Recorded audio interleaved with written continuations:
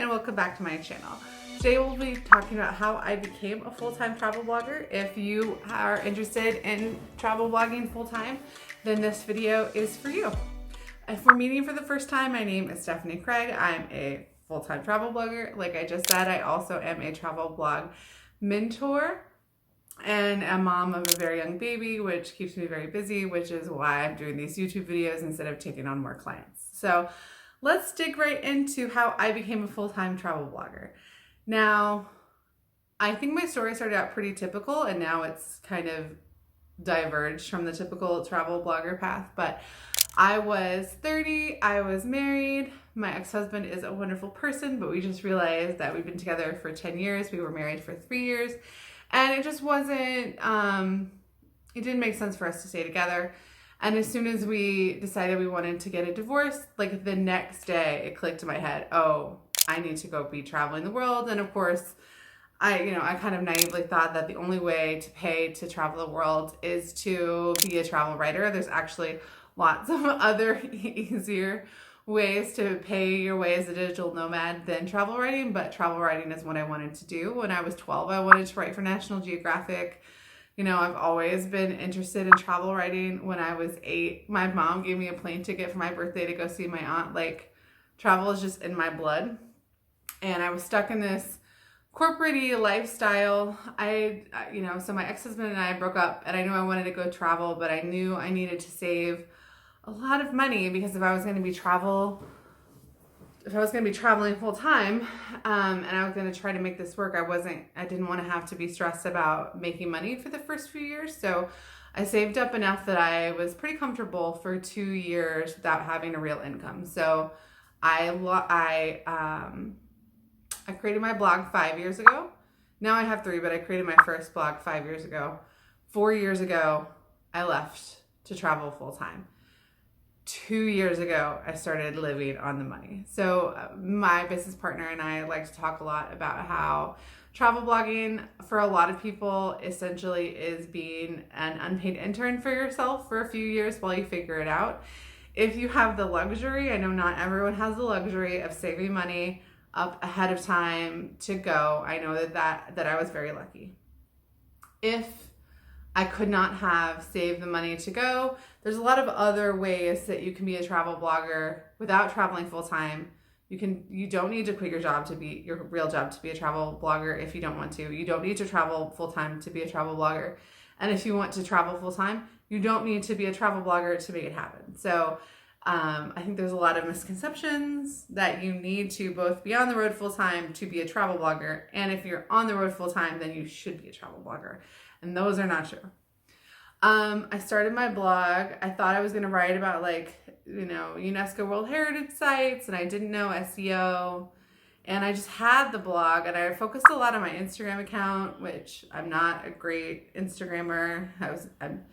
My Instagram has made me, I think, like less than $500 for, but I was putting my time and energy into my Instagram account instead of putting it into my blog. Because I just didn't, I thought you traveled around a lot and had all these cool experiences, and then eventually people would want your advice on travel, and that's how you would, start getting speaking gigs and stuff. I didn't really understand any of the monetization. I was very lucky that I had 2 years of runway before I had to figure it out.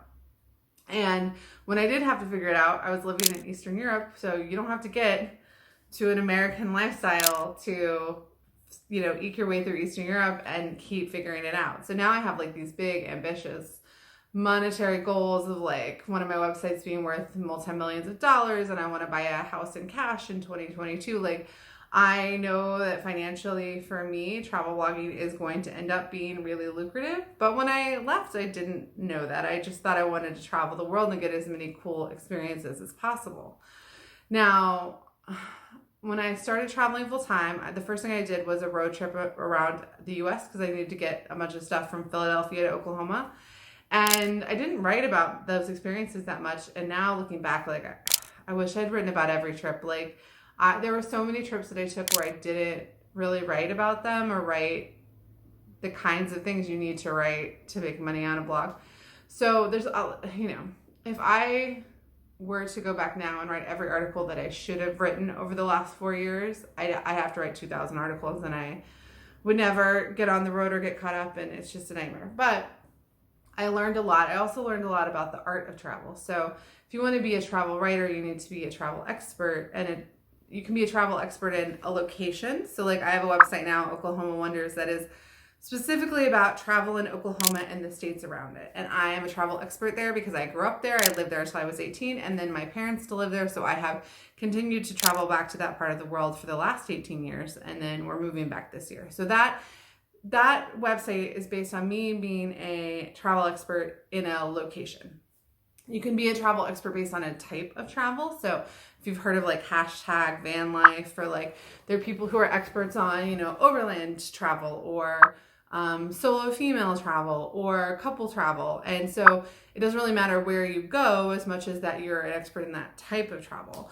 And then there are people like me whose first blog was just like, I'm a travel expert and this blog is about everywhere I ever go and everything I'm ever going to do. And it's just like a hodgepodge of things. So my first blog was just this crazy random catastrophe mess. Now, luckily it makes money now, but it didn't make money for a long time. When I wanted to take the business side of things seriously, instead of trying to fix that mess, I started another website, which is called Sofia Adventures, which is a travel blog about the Balkans. And I have a business partner, and that blog is truly a business. It's registered as a business in the country of Bulgaria, where I currently live. I mean, it is a business. It is business first. Like sometimes we write articles because we want to, but mostly we write articles with a business plan in mind. That is a business first blog. When you first become a travel blogger, most people, I think it's smart, like focus on, you know, the travel experiences and becoming an expert and doing a lot of different things. But then if you want a blog that's going to make you a good income and be a business, and you're starting from scratch, let's say you don't have a hodgepodgey mess, you're starting from scratch, then I would, you know, focus on what your business model is going to be. And my last video was the 10 ways that travel bloggers make money. You should watch that video and figure out which ones make sense for you and what you want to do. So when I was traveling full time, not making really any money on the blog, but just like gaining world experiences and travel expertise, a couple cool things happened. I met my fiance, which we now have a baby, who's the love of my life. Mr. Jordan is 8 months old. He's also why my businesses are a chaotic mess right now. And because he was based here, I started making Bulgaria my base, and that's how I got to know the Balkans, and that's how I ended up starting a Balkan blog. So as I was traveling around the world, these different experiences did bring me to like a cohesive place that made sense for me as a business person, but that's not always the case.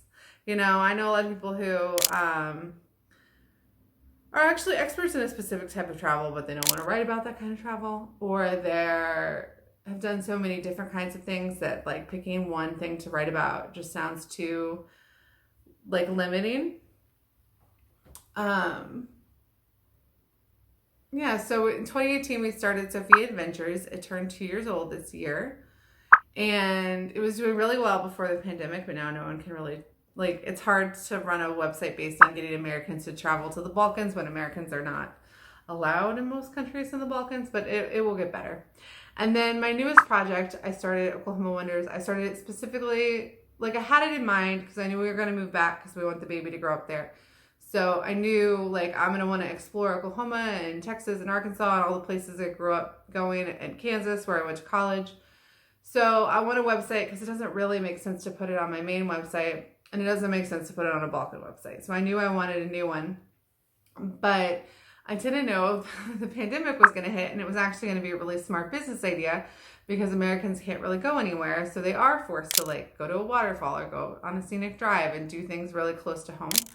So that ended up being a really good business decision. And it's also just been fun, like thinking about the places that I grew up traveling. And it's so funny, like I set out to go on this big world exploring adventure, and I'm coming 4 years later, I'm coming home with a baby to the place that I fled when I was 18. And I'm so excited about it. And I'm so excited about exploring Route 66. I grew up right off of Route 66, and I have not done the full, like, big entire Route 66 trip. I've seen lots of parts of it, but I've never done the big one. So I'm very excited to do that. I'm excited to see all my relatives in Texas, and I'm excited to go back to Colorado. You know, we were skiing in Colorado when I was little, and I've been to Colorado since I was 22 or 23. I'm very excited to go back.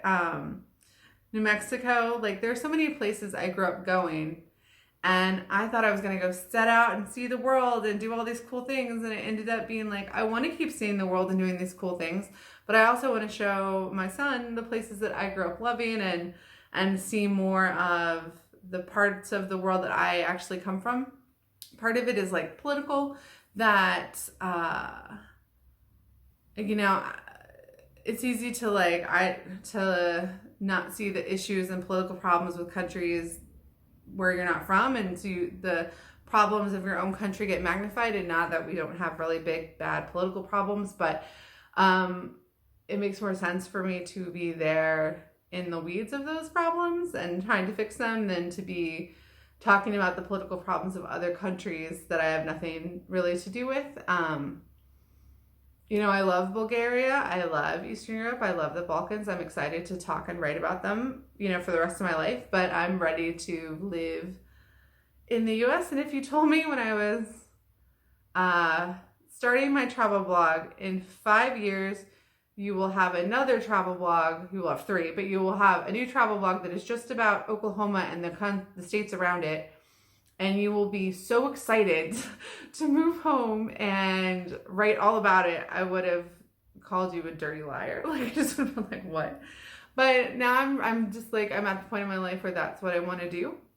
I also know now, like, I used to think that, like, the money in travel writing would be in writing about, like, foreign places that were really cool and far off adventures. And now I know, like, well, you know, business-wise, not really. Like, business-wise, the money is in writing about places that people go, and more people travel to, you know, I don't know the stats, but if I had to guess, I'd say more people travel to Dallas than Moldova. And so even though I personally love writing about Moldova, like, there's a lot more money to be made in writing about, you know, how to day trip from Oklahoma City to Dallas, and the thing, you know, like, the trip that I took 100 million times is actually more profitable than the really cool, fun adventure trip. And so for the rest, you know, going forward in my career, I want to learn how to balance, like, a couple of huge, really exciting trips a year for my main website, exploring Oklahoma, the states around it, and Route 66 for Oklahoma Wonders, and then continuing to come back to the Balkans to see more of my favorite parts of the Balkans. But I feel like that's a really good balance. It gives me a little bit of everything. It also, like, if there's another pandemic, or if there's another recession, or if something crazy happens, it gives me a lot of options, you know, to pivot to writing about different parts of the world. I can write about the US, if that makes sense. But if something's going on in the US doesn't make sense to write about, then I can write about Greece for a while. Like, I have lots of options. Whereas, you know, if you just have one big global blog, and it can be a little bit limiting, but I have, like, lots of different opportunities. I also am a travel blogging coach, and I help people launch specific destination sites. So the Balkans website, Sofia Adventures, and Oklahoma Wonders are, like, specific destination niche sites. And so that's, for the past year, I've been helping women mostly, actually, launch those kinds of websites. And I find that work really fun and fulfilling. I need to wait till the pandemic is over and I can have childcare so that we can more easily plan when those calls are going to be. My life has become like this thing where I just have to, like, jump in and film a couple videos back to back, because who knows when he's waking up from his nap. Yeah, so I know this was different than my other 2 videos that I posted, a little more chaotic and crazy. But if you know me from my podcast, or if you know me from my websites, this is more my personality. So my plan for the channel is going to be to, you know, pick 1 or 2 topics every week and create videos so that newer travel bloggers or people starting 2nd or 3rd sites have really good information about how to do it. And then every once in a while, I'll give you, like, a more chill, rambly version of me. And then eventually I would like to have YouTube channels to go with my other websites. So when that happens, I'll let you know. Part of starting the travel blog coach channel before dealing with those is that it's a lot more conducive to filming in my apartment and editing in my spare time, whereas like those other channels will need to be like a little bit more beautiful and a little more polished and put together. If you liked this video, or you are a new travel blogger and you want to have access to future videos that as they come out, like this video and subscribe to my channel. I'm going to be posting 1 to 2 videos every week with travel blogging tips.